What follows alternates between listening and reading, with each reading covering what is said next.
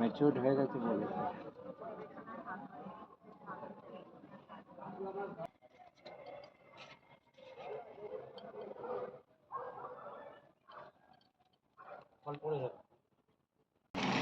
এখানে 3 রকমের ভ্যারিয়েন্টস আছে।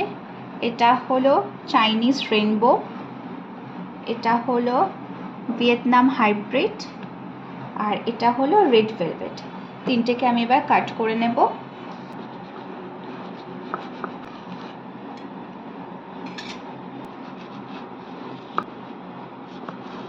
এটা হলো ভিয়েতনাম হাইব্রিড।